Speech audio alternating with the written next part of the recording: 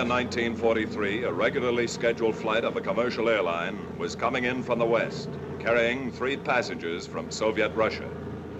They had left Moscow about 1 week before, had landed at Fairbanks, Alaska, were now on their way to Ottawa, the capital of Canada. One of the passengers was Colonel Alexander Kroeger, the new military attaché to the Soviet embassy in Canada. The other was Major Semyon Kulin, his aide and secretary. The third was Igor Guzenko, a specially trained cipher clerk and decoding expert. It was Guzenko's first time out of Soviet Russia. As soon as they landed, they were taken to the Soviet embassy, interviewed by Ilya Ronyev, second secretary of the embassy and chief of the NKVD, the Soviet secret police. I'm now in a foreign country and must always be alert against enemies. I must be careful of all manner of acquaintanceship. I must not engage in cordial conversation with any foreigner whatsoever. Never borrow money from a foreigner. In my apartment, I must be respectful to neighbors but make no friends. I must never permit myself to be more drunk than either my guests or my host. A sober brain, a firm tongue, and alertness. These things must always be with me when I'm with foreigners. Where were you born? Rogachova. You were in the Red Army? Yes. What branch? Military Intelligence, Cipher Division. I received instructions in coding and decoding at the Secret Intelligence School, Moscow. I'm also a member of the Young Communist League. What is your duty here? Cipher Clerk, Military Attaché's office.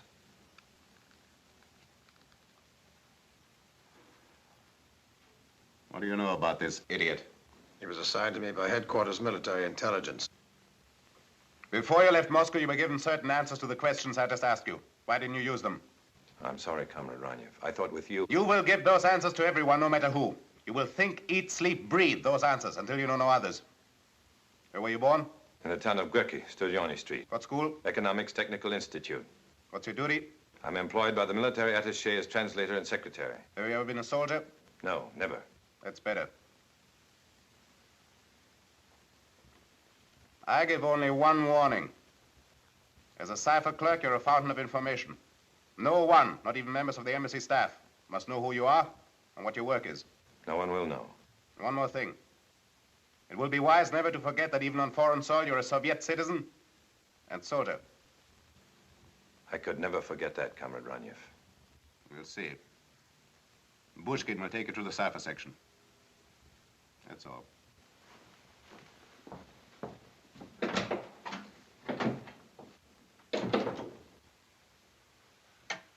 Karanova, come in, please.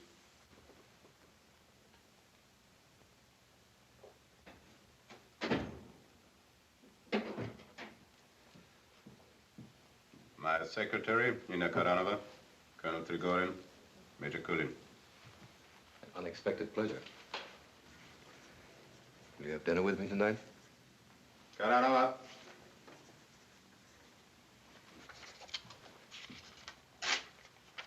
We'll handle this matter yourself. Yes, Comrade Johnny. You haven't answered my question.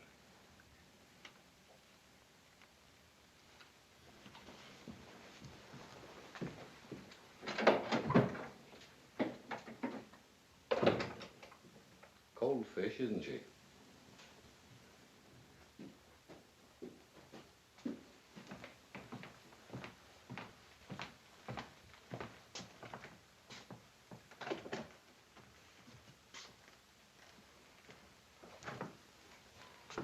The bell is here.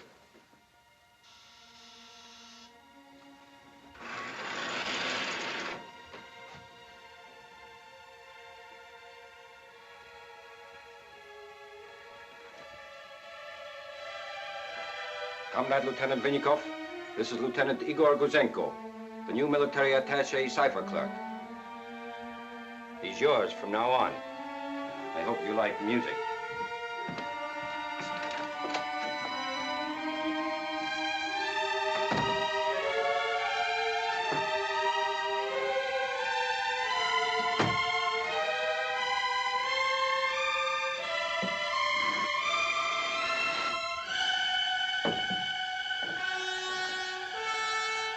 Ronyev's cipher clerk uses that room.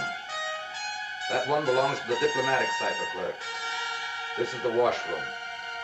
The small incinerator's in the far room to your left, the large one to the right. This is yours. No one is permitted in this section except authorized persons. You will give me all messages for transmission. When you've finished with the code books, you'll give them to the chief of the cipher section who'll put them in his safe. He's the only one that knows the combination. When your day's work is done, every scrap of paper must be burnt. Every drawer and the door of the safe must be sealed with the top secret seal. And don't ask me why the church means top secret. I don't know. You'll take no papers from this room without showing them to me first. And don't ask to have the music turned off. It's a rule. The music must always play, so no one can hear what's being said in the other offices. I hate music.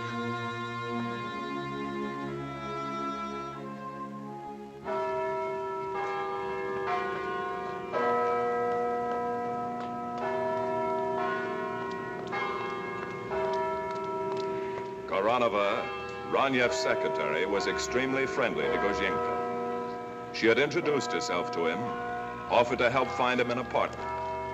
His first night in Ottawa, they met in front of the Chateau Laurier. They went to a gay restaurant.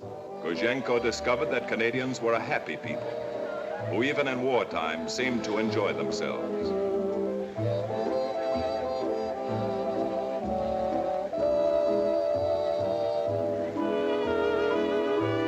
They danced until closing time, and then they went to her apartment. This is your apartment? Mm-hmm. You live here all alone? Alone? This is good enough for a commissar. I spend every penny I earn on this apartment. You think you could find me one like it? We'll try. I'll ask the manager in the morning.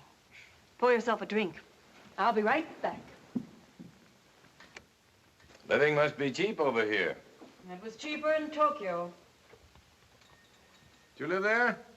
In the Soviet embassy. Berlin, too.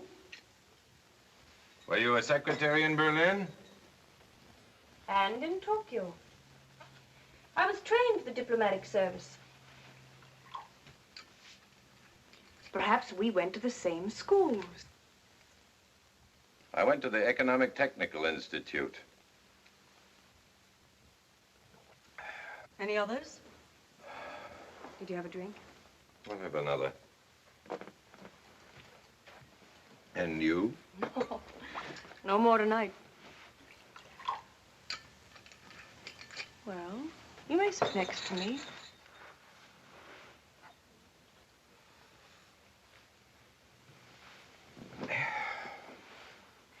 You must be very tired. It was a long journey. Here, let me make you more comfortable. I might fall asleep. When do you begin work? Tomorrow? Is your office in the embassy? Yes. Oh, good. And we'll see lots of each other. Have another drink? Good, plenty. Oh. Here in Canada, there's plenty of everything. It's always been very quiet at the military attaché's office. The arrival of men like you and Colonel Trigorin could promise great changes. Does it? Well, of course.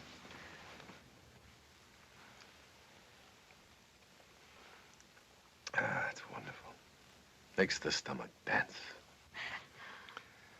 I'm getting sleepy. Well, then rest. Because tomorrow you'll have to work very hard. There'll be messages. Many secret messages. Isn't that true? I'm a very important person with all kinds of important secrets. Listen, I'll tell you one. My wife is very beautiful. More beautiful than I? Hers is a quiet kind of beauty. Soft and warm. And mine? Your beauty is a thing carved out of granite, with no body or soul. You're being unfriendly now. Why? You're not very clever. You've been away from Russia too long. Experience has provided new techniques. You should learn them. For one thing, never ask direct questions. And for another, you should never bring a Russian to a place like this for questioning. This might dull the wits of these Canadians, but to a Russian, it means only one thing. It would be better not to make an enemy of me, Comrade Kozienko. I don't want to make an enemy out of you any more than I want you to make a fool out of me. I drink vodka like a true Russian. I love my wife, and I thank you for everything. And, of course, you will tell the truth about me, because if you don't, I'll have to tell how easy it was to see through you. Good night.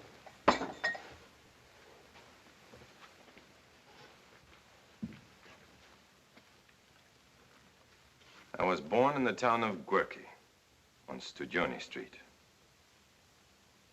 I was never a soldier.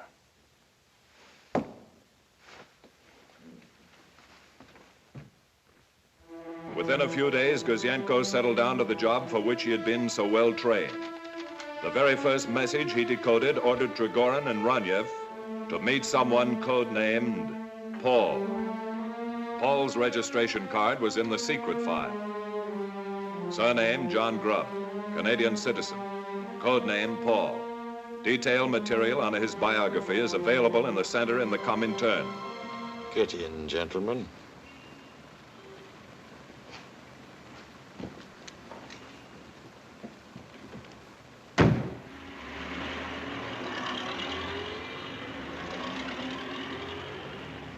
I've been expecting you, Trigorin. Welcome to Canada. It's time, you know.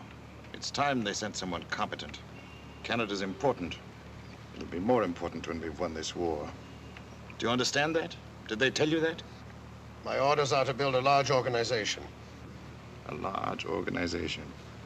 What's that? A mass of people swarming like bees? Or a few smart ones in the right places? Our requirements are quite extensive. For example, Moscow would like to know what chance there is of getting someone on the general staff level. They're mad.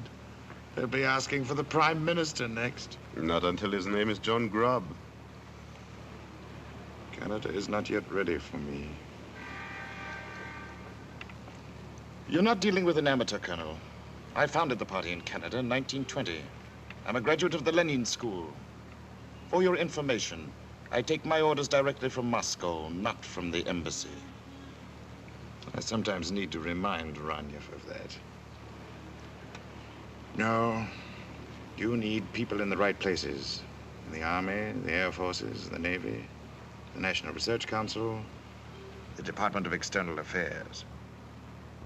This is a general list of required information.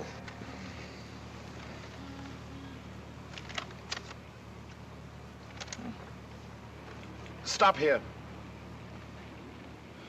They're asking for a lot, but they'll get it. Good night, gentlemen.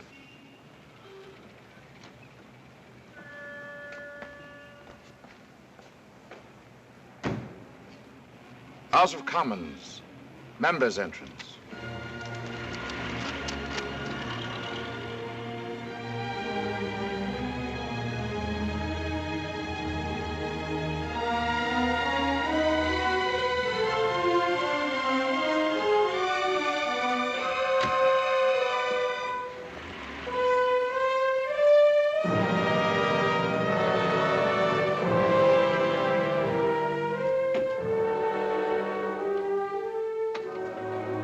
John.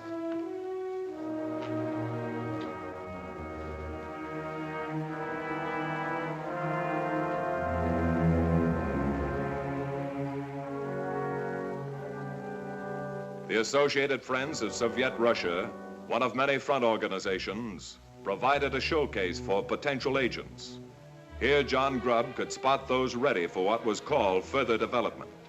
Among them was one Captain Donald Class, a member of the Royal Canadian Air Force, stationed in Ottawa. Now, I have no desire other than to see the war quickly concluded with an Allied victory. And the sooner we open a second front, the sooner we will have peace.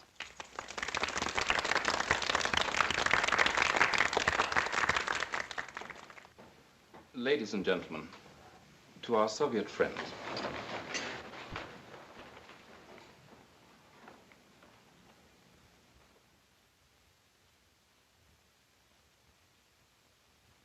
In addition to the front organizations, there were small private gatherings known as study groups. Here, communist philosophy and techniques were studied, and the writings of Marx, Engels, and Lenin were read and discussed. John Grubb knew that Donald Class belonged to such a group. He passed Class on to Leonard Leitz. Now it was Leitz's job to see if Class had been mentally developed to the point where he could be of practical service to the Soviet Union. When a certain stage of development has been reached, a conventional degree of prodigality... I hope you don't mind my taking you away from Karl Marx, Captain. I know him by heart. Good. I'm glad to see you never miss a study group meeting. I can't think of anything more important. Still editing the military journal? Yes, sir. Your work must bring you in contact with lots of people engaged in secret war projects. Yes, sir. How many of them would you say are sympathetic to us? I've met several at various study groups. Anyone in the National Research Council? Yes. Warren Blair. He's in the radio lab.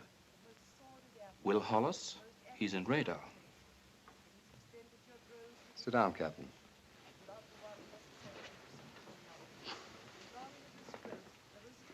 Captain Class, all kinds of people come to these Marxist study groups. They fall into two categories. First, there are the talkers. They, of course, are the loudest, the most emotional. To some, Marxism is kind of a game they play to rid them of their frustrations. To others, it's a kind of a fashionable cult. We know them for what they are. Essentially unreliable, basically cowards. Then there are the doers. They never have too much to say. One can feel in them the fanaticism of the true believer. They understand the deadly earnestness of the class struggle and are ready to make every sacrifice for it. Unfortunately, there are not too many doers. Captain, you can be of service to our party, providing your loyalty is great enough. Let the party try me. It will. Within a few weeks, Captain Donald Class was an active Soviet agent. Through him, Guzhenko's files were fattened with new registration cards. Foster, Ernst, Leader, the Professor, Prometheus, Eli, Gray, Frida, Gaia, and others. All Canadians, all party members. Now they were able to get all kinds of top-secret information. Helen Tweedy, code name Nellie, employed as a clerk in the Department of External Affairs. Through her, they were able to invade the most secret diplomatic files. In that way, getting at important information other governments were entrusting to Canada. The web kept growing in size and efficiency.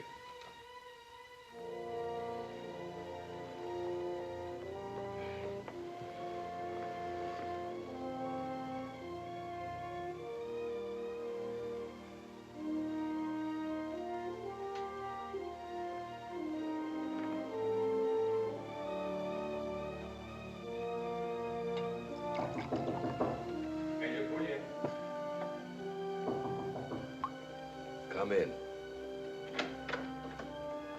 Come in, Guzhenko. Have a drink. I'm sorry, I haven't got time right now. I've got some news for you. News. The world is full of news these days. Well, this is something I think... Don't get excited about it. That's what's important. And don't believe everything you hear. Well, this just came from Moscow. Ah, then you must believe it. Every word of it. If you don't, Ronyev will get after you. I don't like Ronyev. Watch out for him, my boy. These pencil pushers always make trouble for us soldiers. He doesn't frighten me. Not when I'm drunk. Listen, Comrade Major. Our wives are arriving day after tomorrow.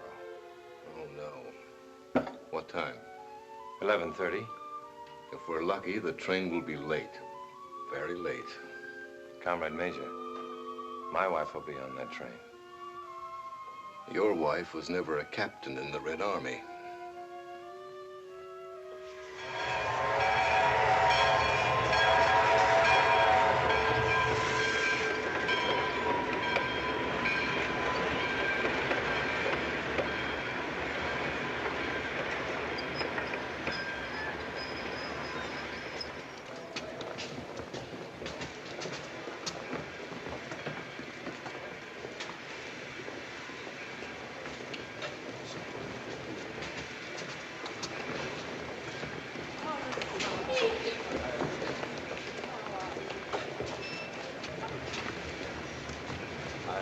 Hope you had a pleasant journey.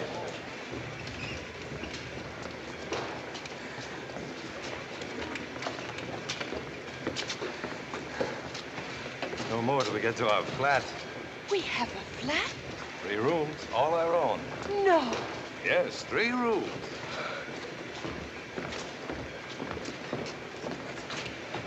Dr. Norman? Yes. I'm Leonard Leeds, MP from Montreal. How do you do? My old friend, Dr. Fred Vincent, wrote me you were coming here to work with our National Research Council. I took it upon myself to welcome you to Canada. That's very kind of you. And then after San Francisco, we passed through Chicago and New York. The buildings, Eager. I was made dizzy by the size of them.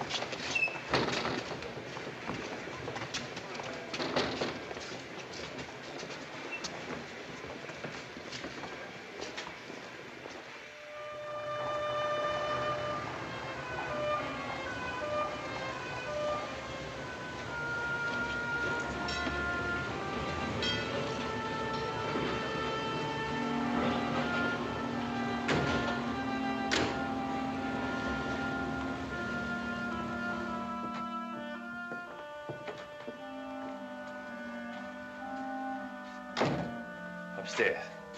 Upstairs?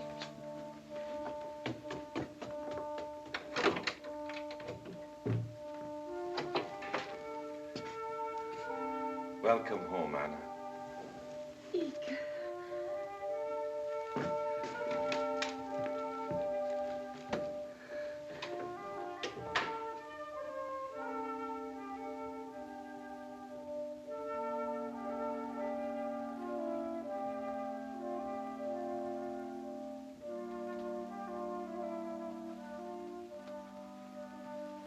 Bedroom.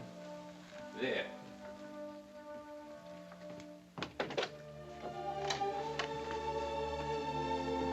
Oh, it's beautiful. I don't know what to say. Don't say anything now. We'll need lots of time. But it can't wait. I've got to tell you something. I've been waiting weeks to tell you. Something wrong? Oh, no. Very wonderful. I'm going to have a baby. And the months passed quickly for the Kazenkos. It was spring. Whenever he had time away from the embassy, they would go for long walks, exploring what to them was a strange, sometimes disturbing, sometimes puzzling world.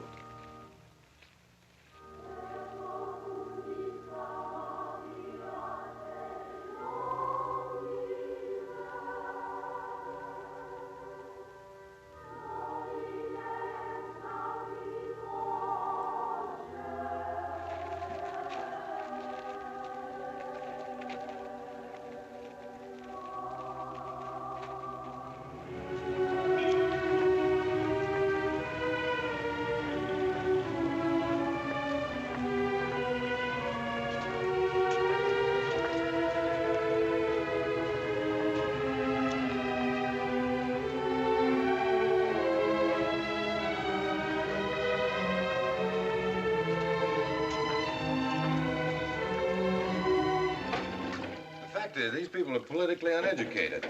They have no leadership to help them think. Either they don't think at all or they think as they please. It isn't any wonder they get confused. But you haven't yet told me one thing. Ask me anything. You want a boy or a girl? Here I'm being absolutely brilliant on what's wrong with democracy. No, I'm not very interested tonight. Answer my question. Naturally. Everybody wants a boy first. Boys have a better future. They grow up to be men.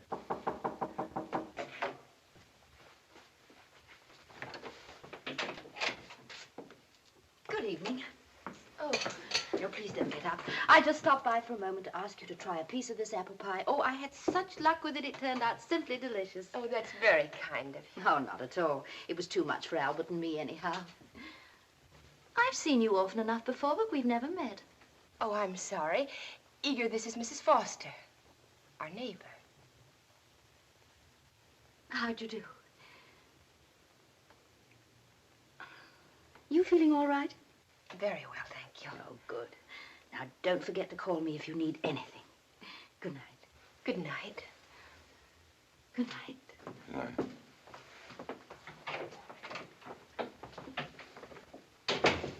Anna. I can't help it if she wants to be friendly. I'm here all day alone. Anna, you've been told time and time again. We must not fraternize with Canadians. But this is so complete. We won't talk about it anymore. We'll do as we're told. You'll keep that woman out of this house from now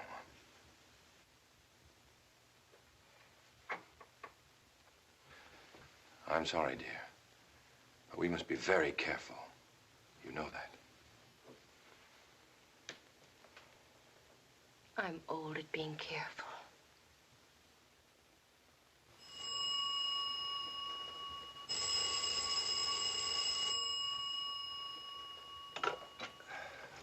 Igor Gazienko here. Yes, immediately, Colonel.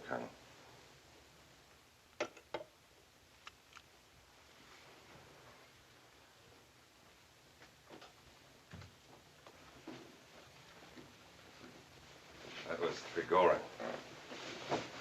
He wants me down at the embassy right away. Something urgent has come up, he said. Couldn't it wait until morning? Of course. But it's like the army. You hurry here so you can wait longer there. It's snowing out. Put a scarf around your neck.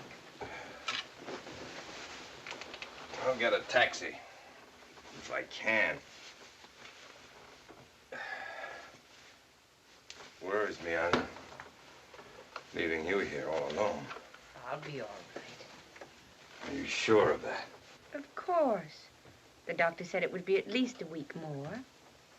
Doctors are sometimes wrong. Stop worrying, Ika. I feel very well. Get your work done and hurry home. I'll keep the bed warm for you. I'll hurry.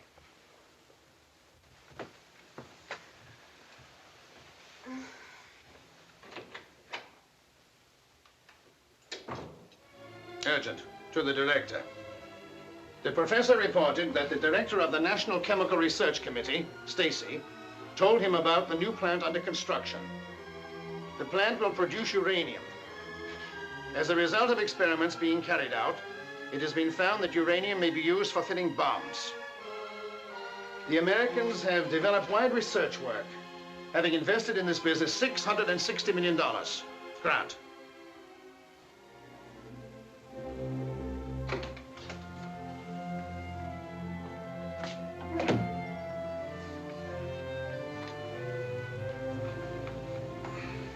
Goes to Moscow right away. It's urgent. Everything's always urgent. Especially getting back to bed.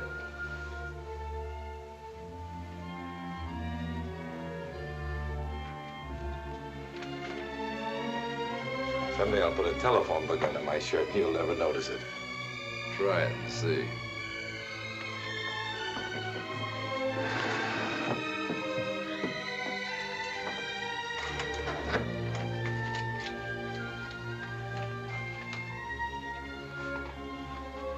Wait a minute. There's a message for you. It came about an hour ago, but I had orders not to disturb you. Your wife's at St. Vincent Hospital. She's given birth to a 7-pound, 6-ounce boy. Both are doing well. A boy!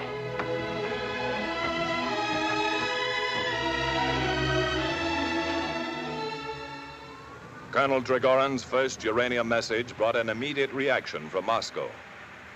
This project was given precedence over every other activity.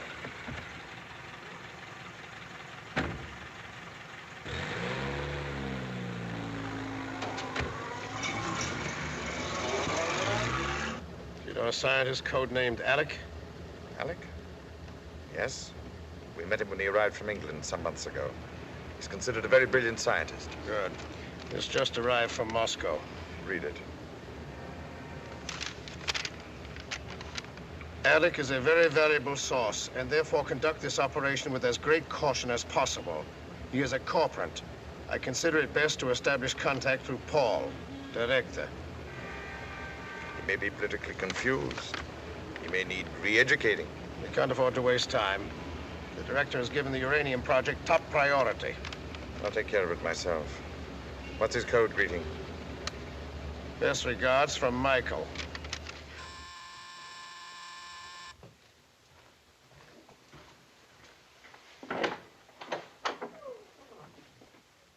Yes? Dr. Harold Norman. Yes? Best regards from Michael. Come in, please.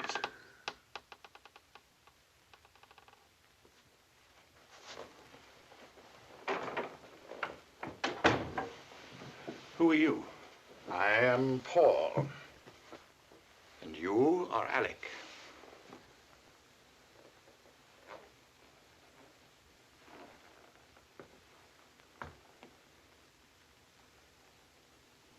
You have comfortable quarters here.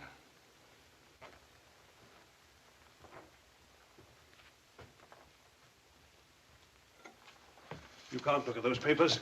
They're top secret. I wouldn't know what they meant if I looked at them all night. But you do. That's why I'm here. There's nothing I can tell you. You're working in the laboratory of the National Research Council. Yes. You're part of the Atomic Energy Project.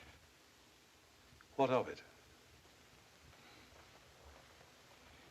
You have a nice phonograph.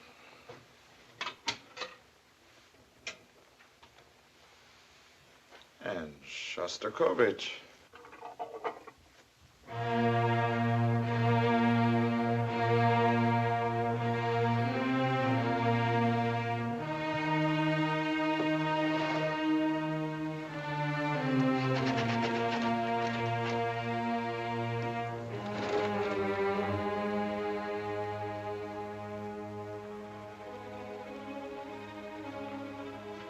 Sit down, Doctor. Sit down. Let's be comfortable while we listen.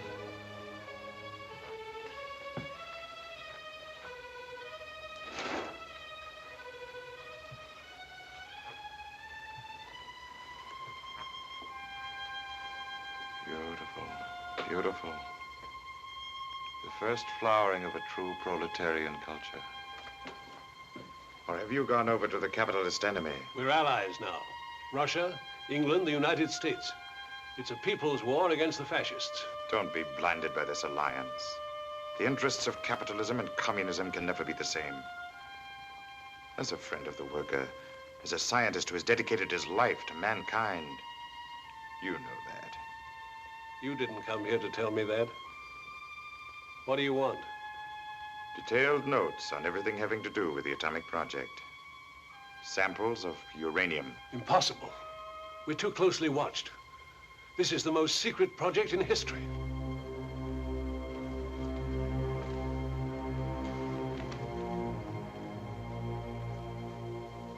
As a member of the party, you willingly assumed certain responsibilities.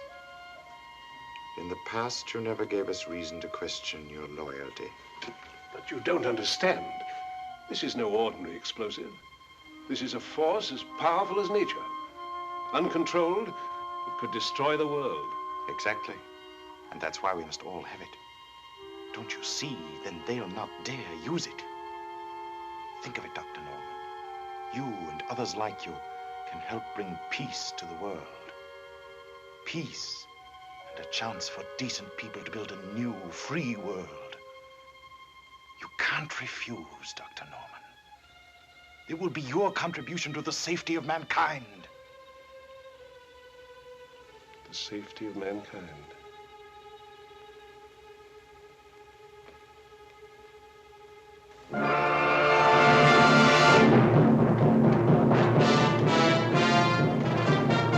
Isotope.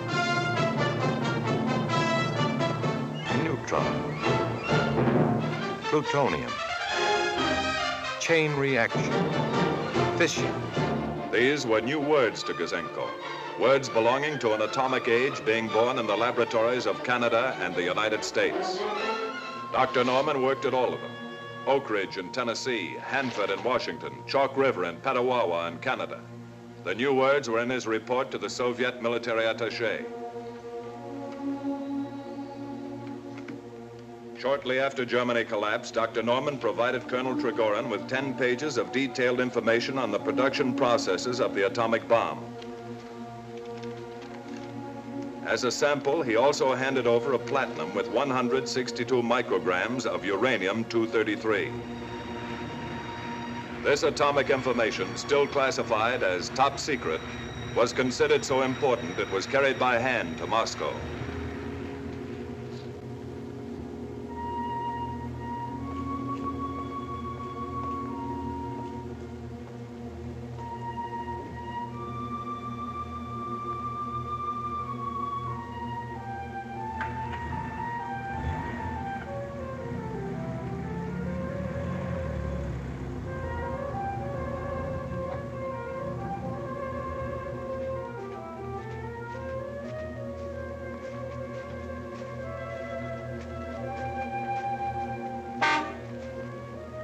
Jump in, Doctor.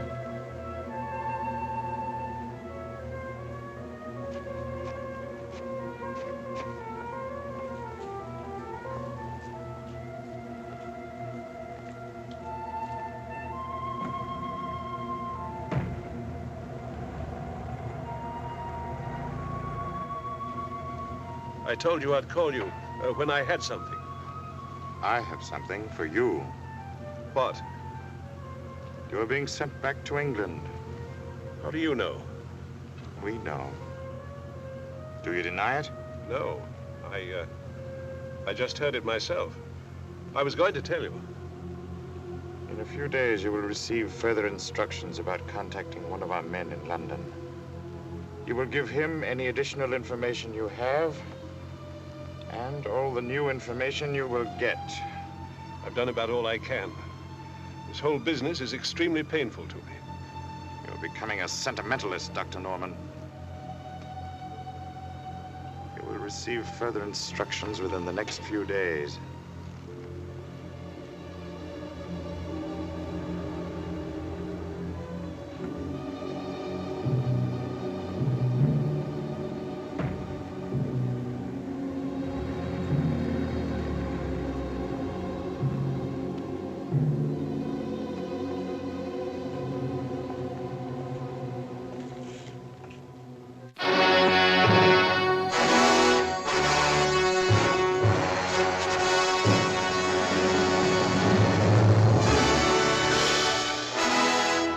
Finally, it was over. The tired world sang and danced and laughed. Perhaps at last there would be peace in our time.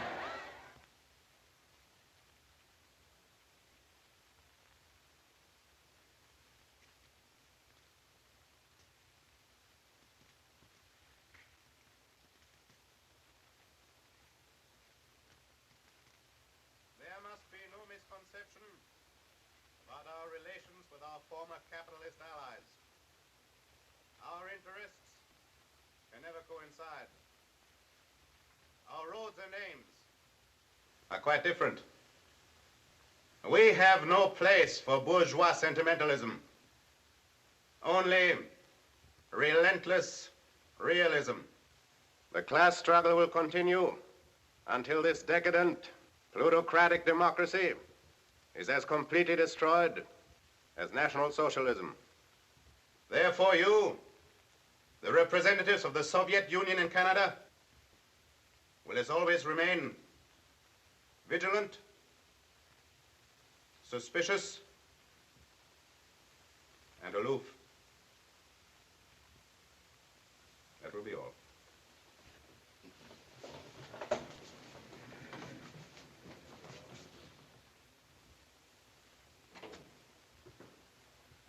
Hello. Did you have a nice time? Oh, yes, thank you. Was Andre all right? Not a peep out of him. That's a wonderful boy you have there, Mr. Gazenko, a real little gentleman. Thank you. Is there something wrong, Mr. Gazenko? Oh, no. That is, my husband isn't feeling very well. Oh. Well, if it's his stomach, I've got the most... Oh, no, thank you. He'll be all right if I get him to bed right away. In that case, I'll run along this very minute. You were very kind to sit up with Andre. Oh, not at all. I might just as well sit here as in my own apartment. Are you sure that I can't do anything? If it's a headache... Thank you.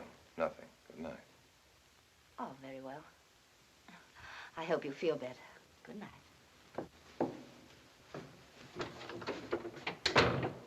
Anna. What could I do? You telephoned me at the last moment. Tell me I must come to the embassy immediately for a special meeting. I can't leave Andre alone. Somebody must look after him. Be grateful you have kind neighbors.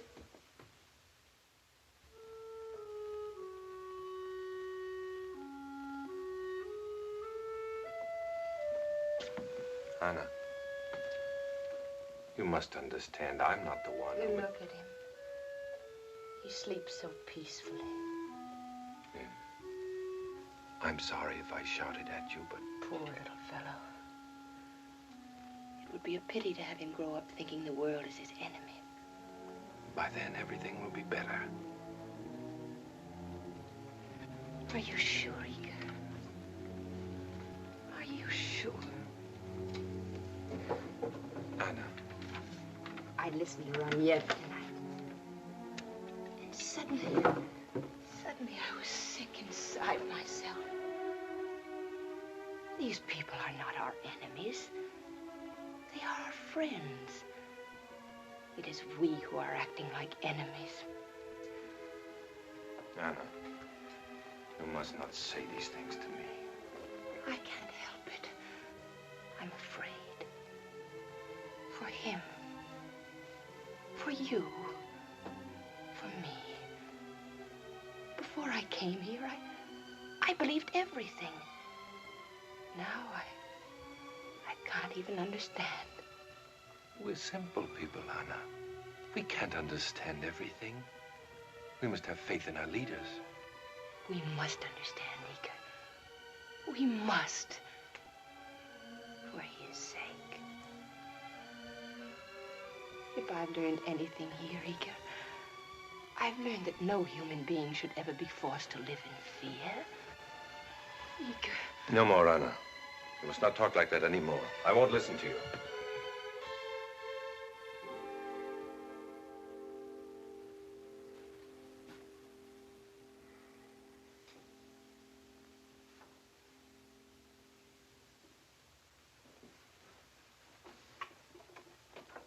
A wave of jubilation and thanksgiving sweeps the cities of the land at the news of Japan's surrender. San Francisco has gone absolutely wild. Market Street is jam-packed with countless thousands of men and women celebrating the end of the war.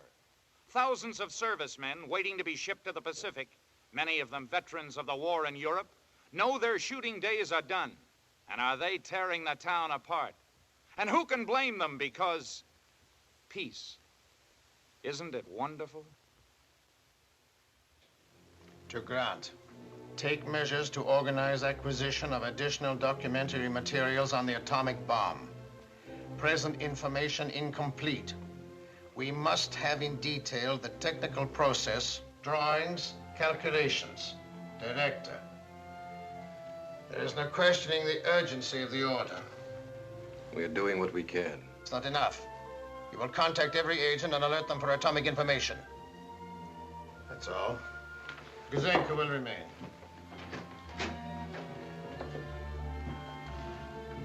Oh, Gazenko, telegram to the director. We have alerted every agent to that fantastic mushroom over Hiroshima. I saw the newsreel pictures. I can't get them out of my mind. A beautiful poisonous mushroom. What a weapon. I wish I knew more about it. One little bomb that makes a desert on which nothing can live. What more need you know? Sometimes I think you're a great fool, Kulian. Zienko, do you think I'm a great fool? Don't look at him, look at me. Consider me carefully. I've got blood on both hands and I sleep with dead faces on my eyeballs. You have my permission to shut up, Kulian. Zienko, I told you. Look at me. See if you can look into my mind. We're defending Kharkov. It's snowing. There's blood to wade through. I ask for volunteers for a dangerous patrol. No one volunteers. I shoot 10 good Russians between the eyes. Shoot them dead. The 11th volunteers. I have no more trouble and I have all the volunteers I can use. Cut. As a man, I'm called a sadist. But what of governments that pile dead on dead and justify murder as a means to an end? What name do you call them? You simple Russian soul, you answer me. You're making it very difficult for me, my friend. Don't force me to send you back to Russia. You, Zienko. Did you hear that? The threat of threats to be sent back to Russia. Why should it have such an ominous sound like the ring of mourning bells or the executioner's volley? Why? Why? You figure it out. Why? Why? Ooh! Go to your quarters. Consider yourself under arrest.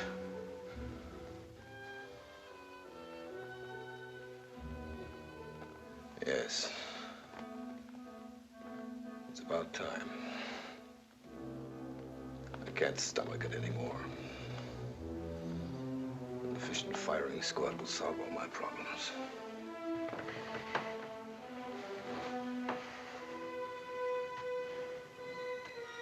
Takes too long to drink oneself to death. Too long.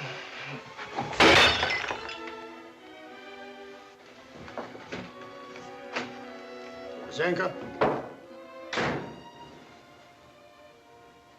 You have a good record, Zienko. It will remain that way unless you repeat a single word of what happened here.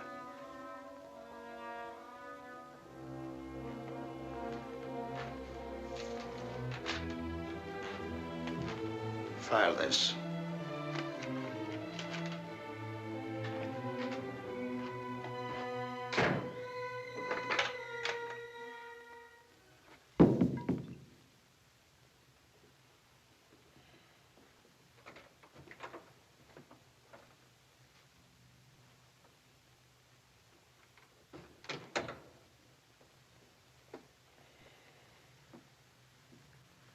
I've got to talk to you, Comrade Major.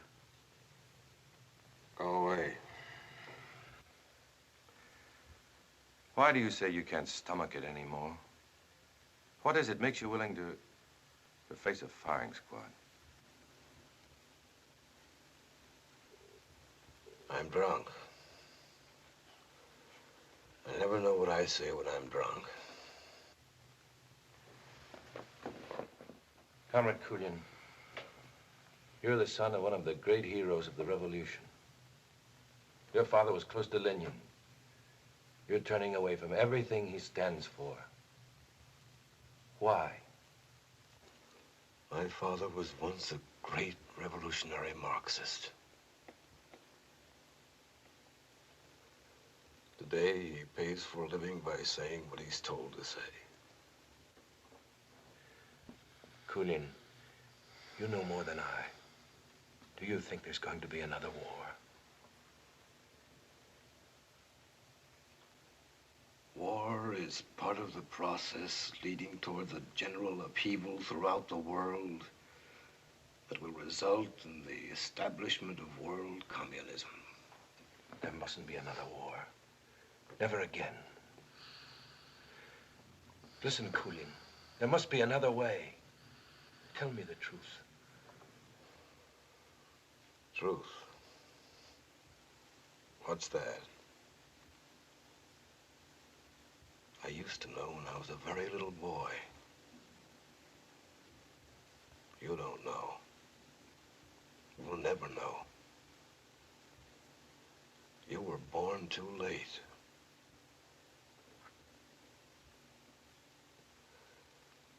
It's enough to make even the saddest cry. Listen to me. I've got a son, and I want to do what's right. Go away, you simple Russian. They'll send you back, too, if they catch you talking to me.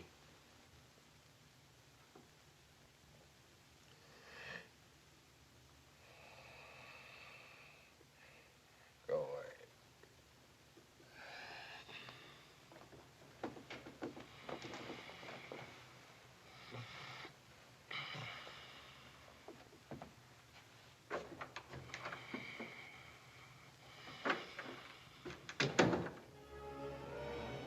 Truth, you don't know. You were born too late. I've learned that no human being should ever be forced to live in fear. Our roads and aims are quite different. The class struggle will continue. These people are not our enemies. Don't force me to send you back to Russia. Dave pays for a living by saying what he's told us. He must understand. What of governments that pile dead on dead to justify murder as a means to an end? Sometimes I think you're contact every agent on Earth under atomic information. Our interests can never go inside. Sometimes I think you're He must understand. For his sake. For his sake. For his sake. For his sake. Eager?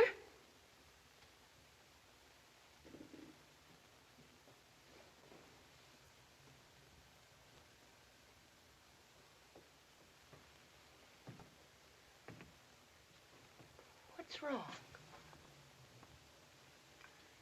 Everything.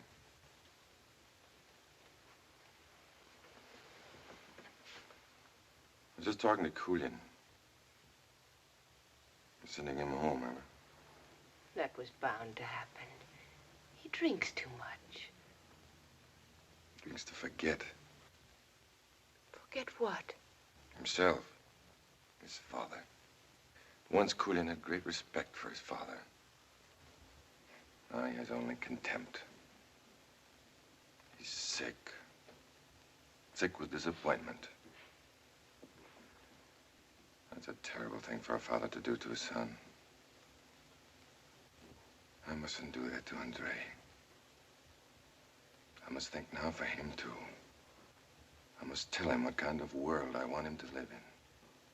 What kind of man I want him to be. Someday I'll have to answer to him. I want to be able to face him without being afraid or ashamed. Maybe I'm wrong. But from what I've seen and learned, I've decided there's only one thing for us to do. Anna, we'll not go back to Russia.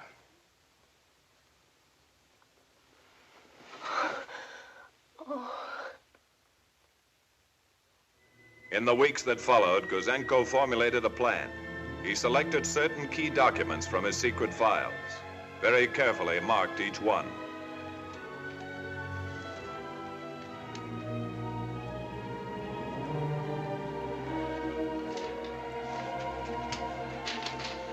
The colonel wants to see you in his office immediately. Thanks. What are you doing? Just straightening out my files. Pretty busy, eh? Very busy. No rest for the wicked, huh? Igor, my old friend. I'm glad to see you. Sergeyev, when did you arrive? Today? Sergeyev is your replacement. You are returning to Russia. Immediately? As soon as you have shown Lieutenant Sergeyev everything he should know, you will work together from now on. Yes, Colonel. That's all. Comrade Kozenko, I hear you're going home. Yes? Are you happy? Why shouldn't I be happy? You might at least introduce me, Igor. He's not very polite, is he? Comrade Sergeyev, Comrade Karanova. We will see more of each other, I hope. You will.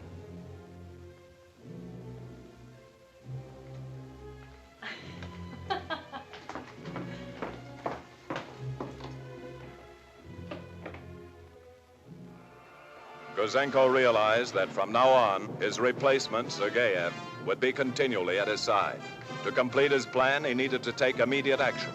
That same night, he returned to the embassy.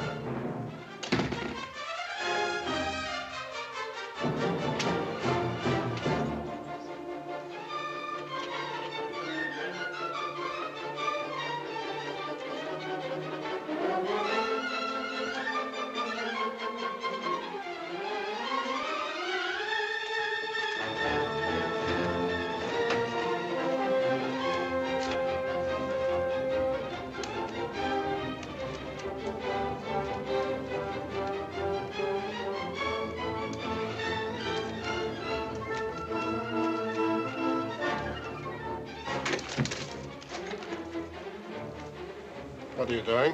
Cleaning out my files. Good. I hope Sergeyev is as efficient as you. Might as well send this off tonight.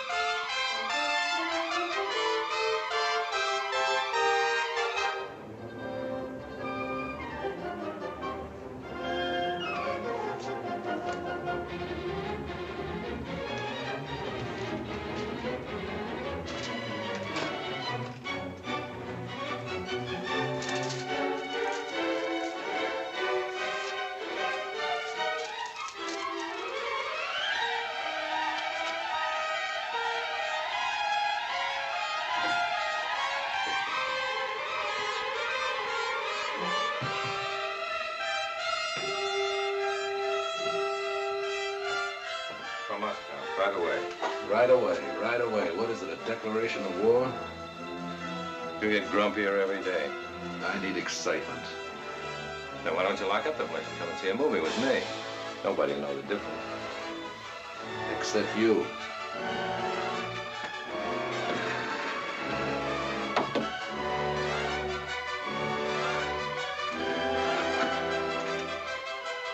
Go along now before I report you for trying to make me neglect my duty.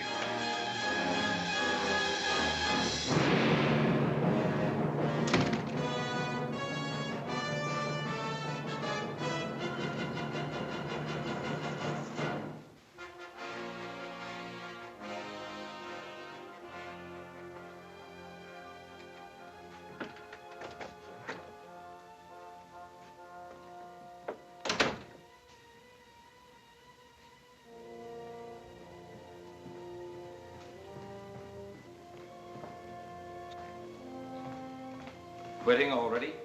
Yeah. Come here.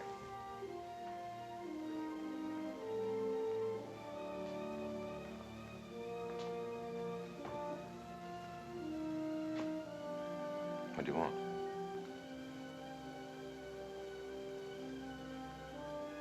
If I was going home, I'd I'd take a pocket full of watches with me. I'd be a colonel in no time, I'll bet you. It's a good idea. Good night.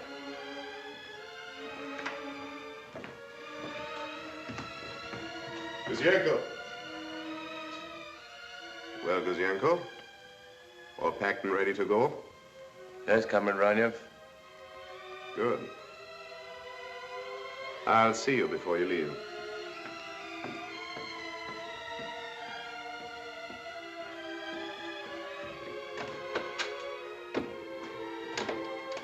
Kuzenko went directly to the Justice Building. Convinced that the information he carried must go to the highest level of government, he was determined to see no one less than the Minister of Justice.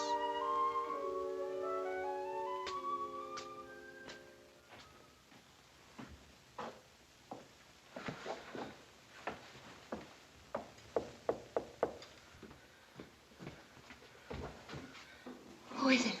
Eager.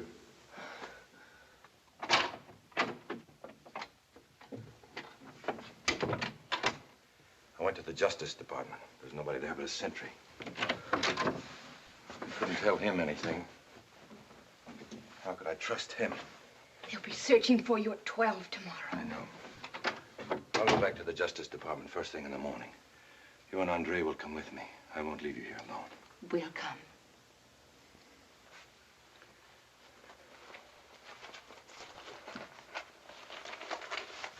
What are those? Diaries. Cables to and from Moscow. Agents' reports on the atomic bomb. High explosives, radar, false passports. Even notes on a secret meeting between Roosevelt and Churchill in Canada. 100 documents. The whole story in the agents' own handwriting, what they've been doing in Canada. They'll surely kill you when they find out.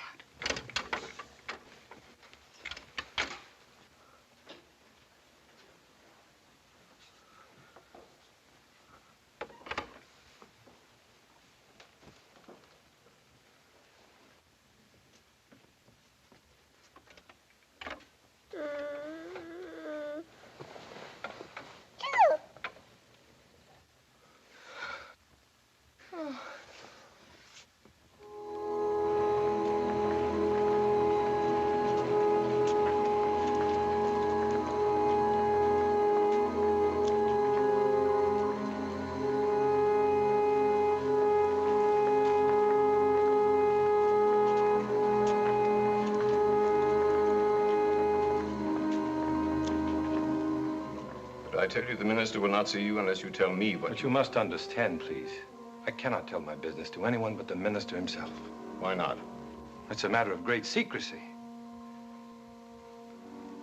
It involves the Canadian and Russian governments. The minister's in his other office at the Parliament buildings. Perhaps if you go there. Thank you. We will go there.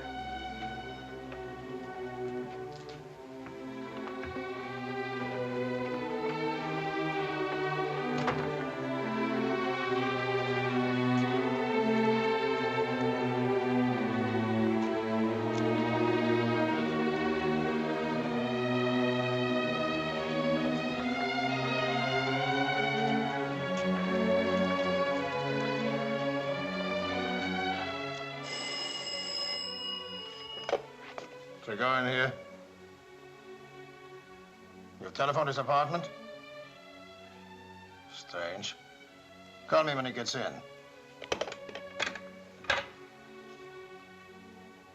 Hello, Ranyev? Kuzienko is late for work. And it's after 2. Please, we've been waiting for 2 hours. Time is important. I'm terribly sorry, but the minister is running way behind with his appointments. If you can come by tomorrow, we may be able to fit you in somewhere.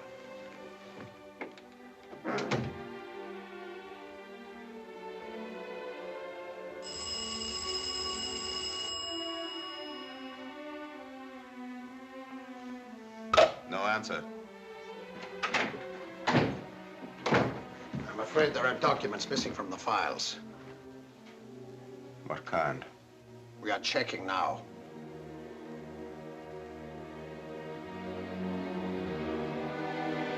Kuzenko was beaten. His story was too big, too incredible. If the Canadian government would not listen, then he had risked everything for nothing. Then suddenly he remembered what he had learned about the Canadian newspapers, their independence, their freedom. They were his last hope.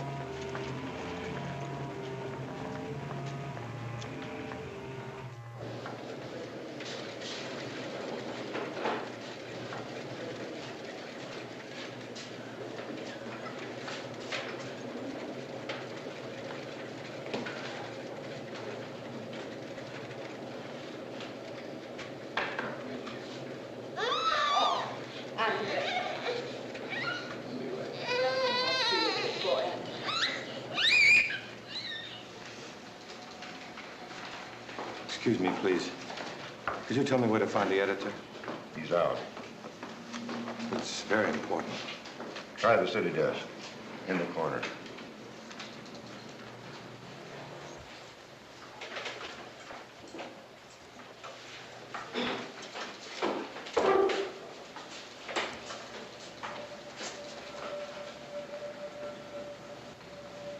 I have some very important information for you.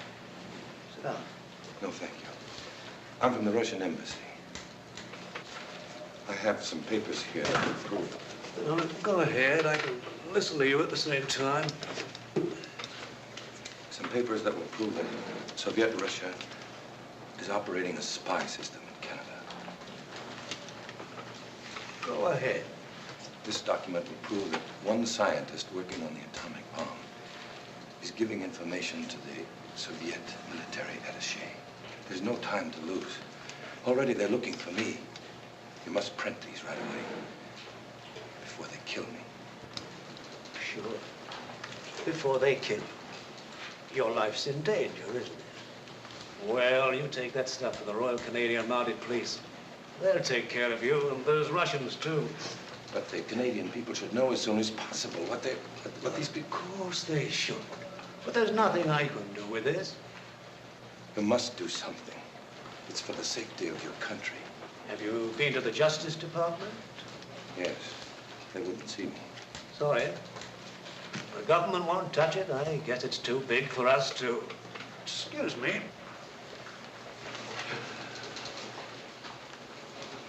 The unhappy man. Some crackpot.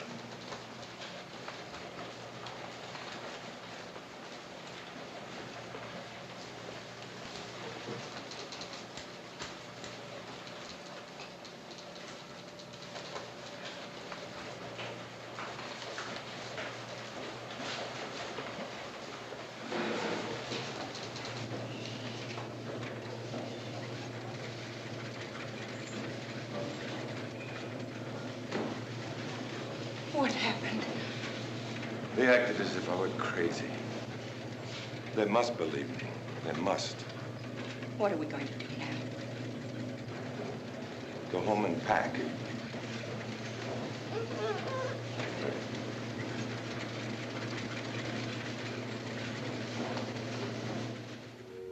You worked with him every day, day and night. Couldn't you feel something was happening to him? Was there no hint of anything? The secret police takes care of feelings and hints. He may have gone directly to the police. If he has, we'll demand that he be turned over to the embassy immediately as a deserter. He will say he stole embassy funds. And we will be in the newspapers, we will be investigated, we will be arrested. Friends we have developed will be frightened away. Organizations that we have built will collapse. And the work of many years, my work, will be completely wasted. We have checked every hotel. We're watching the railroad station, bus stations, the airport, the main highways. There's no possible way for Guzienko and his family to leave Ottawa without being seen. What about his apartment? He wouldn't dare go back there. Where else could he go? He can't walk the streets of Ottawa all day and all night with a wife and an infant. He would eventually go home, realizing you're too stupid to believe he'd dare go there. We'll go to his apartment.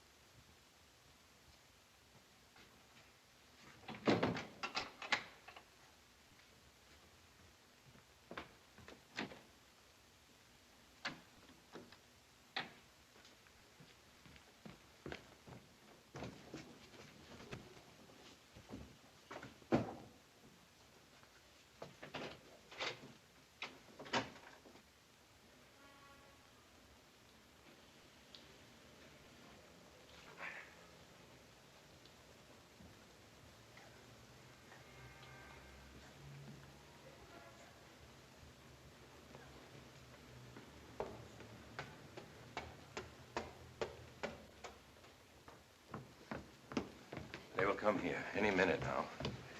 Let's take Andre someplace where you'll be safe. A hotel, some other city. You will come also. I must be here when they come. But they'll kill you. Anna, it's you and Andre I'm doing this for. Please don't make it worthless. You will pack now, Anna. Take this. I'll get you more. Go to the Royal Hotel. Wait for me there. If I'm not there within... Kuzienka.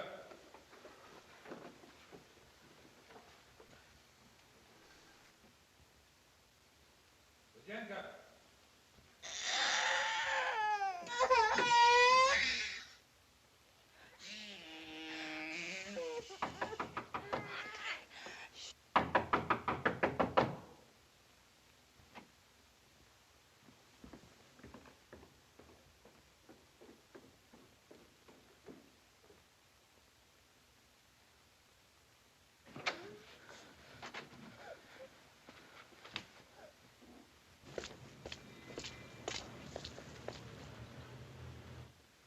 Vinyakov.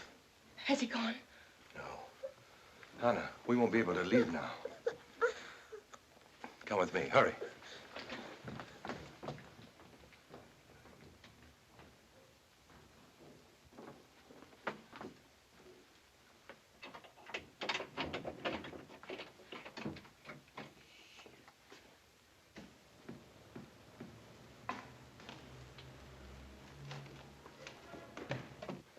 You and Andre will go to Mrs. Foster's next door. You'll wait there.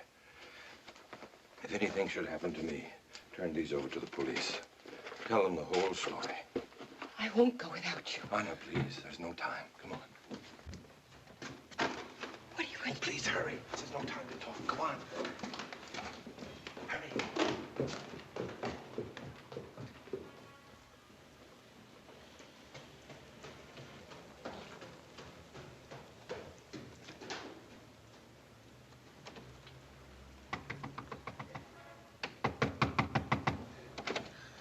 Hello there. Go in. Go in.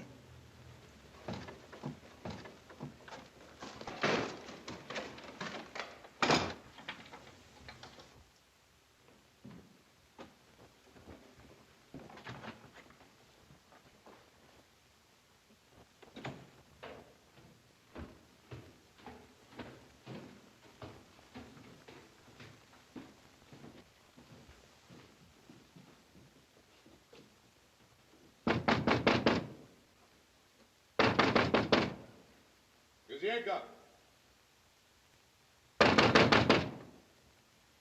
Kuzienka! You know you're there. Let us in.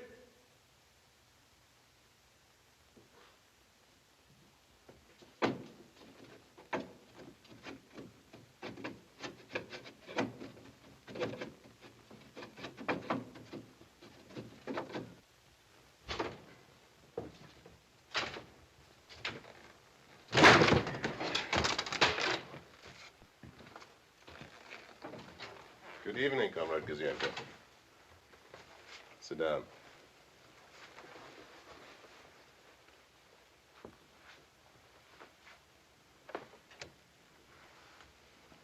We were worried about you, Kuzienka. Thought perhaps you were ill.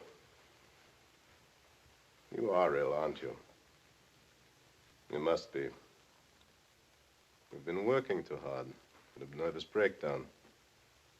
Your mind is temporarily affected, isn't it? Have you lost your tongue, too? We will help you to find it if we must.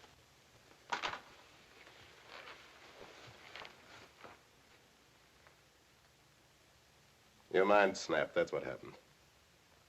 Didn't want to leave this lovely apartment. It's plain at you to food. This easy living. Couldn't face going back to Russia. And so your mind snapped, didn't it? Don't be stubborn, Kuzienka. You need only to return the few unimportant papers you took from the files while you were so upset. It'll be all forgotten. I haven't got the papers. Where are they? Comrade Colonel, you must be patient with a person who is sick. You see, Kuzienko, we don't want to harm you. We understand. Now, where are the documents? Are they here? Search. Stand up. Trigorin, must I remind you you're speaking to a sick man? Help Pushkin, please.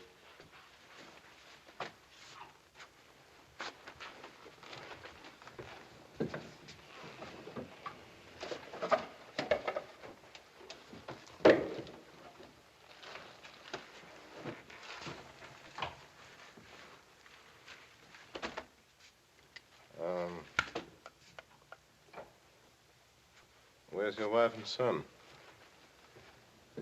You don't really expect me to answer that question, do you? I was just curious. There is no use searching here. It is obvious that his wife has the papers wherever she is. That should not be too difficult to find out. Trigorin is not as patient as I am, or as understanding.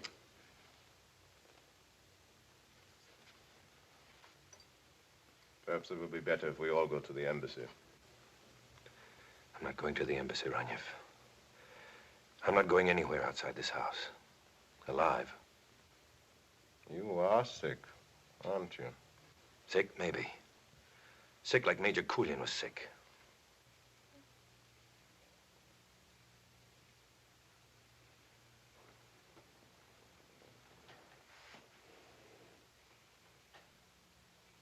You have a father, Guzyenko. You have a mother, a brother, and a sister. Your wife has a mother, a father, and two sisters. All living in Russia. They had nothing to do with this. Exactly. They have nothing to do with this. And yet, you didn't think of them, did you? You didn't think of what might happen to them. We heard them break in. We called the police. What's going on in here? Who are you? We are from the Soviet embassy. Guzyenko is one of our employees. He was recently ordered to return to Russia, but he decided to disobey orders and desert. Naturally, we couldn't permit that. We came here to reason with him. They came here to kill him. What have you got to say about this?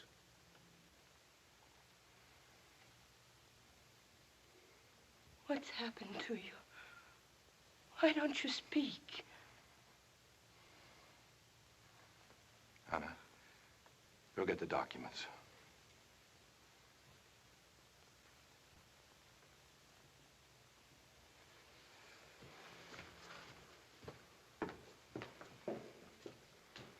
This is a most embarrassing situation, officer.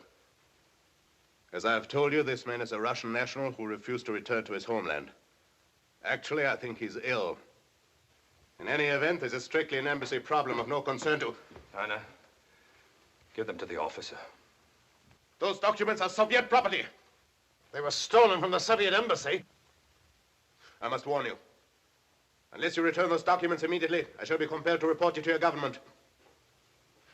Well, this is kind of getting over my head. I don't know. Officer, those are not only papers. They're a death warrant.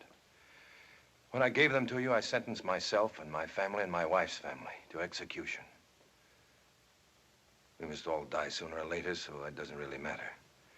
It's how we die and why we die that's important. Take them away with you. And take my wife and child. This man is insane. As a representative of the Soviet government, I demand that you hand me those documents. You say they were stolen? Yes. Stolen property must be identified and claimed at police headquarters. That's the law.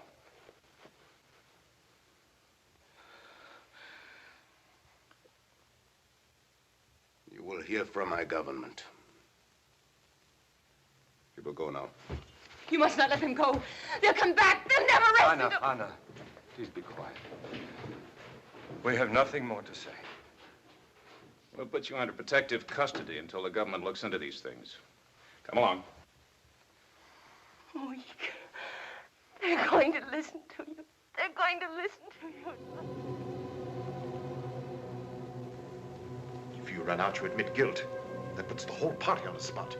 You've got to fight this thing from the floor of Commons. Use every parliamentary trick you know. You've got to stir up the front organizations, the sympathetic newspapers and periodicals. Start them howling about forgeries, about witch hunts, about violations of democratic rights. That's fine. But what if they send me to prison? You'll be a martyr. And by the time you get out, you'll be a hero. And will you be a hero along with me?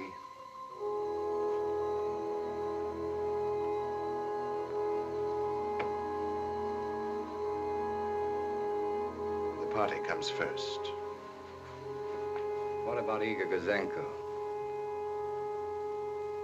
If he goes unpunished, others might do the same.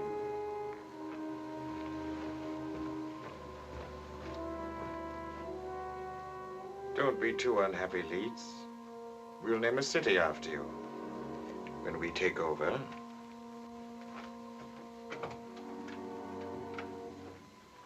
Moscow. Urgent. The following members of the staff of the Soviet Embassy in Ottawa, Canada, will return without delay to Moscow. Comrade Nina Karanova. Comrade Lieutenant Pyotr Sergeyev. Comrade Colonel Alexander Trigorin. Comrade Ilya Ranyev. Comrade Kulin will be pleased to see us.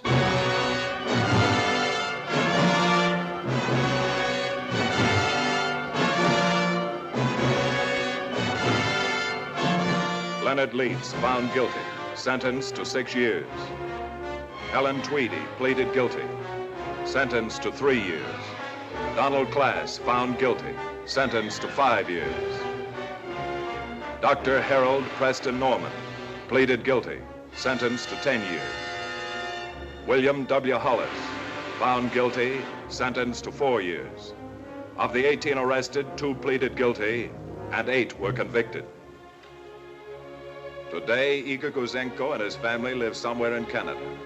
By special act, a grateful country has granted them all manners and liberties, franchises and privileges of our Dominion of Canada, and may use and enjoy same freely, quietly, and peaceably as British subjects. But they cannot enjoy these rights. Their lives in danger, they live in hiding under the constant protection of the Royal Canadian Mounted Police. Yet they have not lost faith in the future. They know that ultimate security for themselves and their children lies in the survival of the democratic way of life.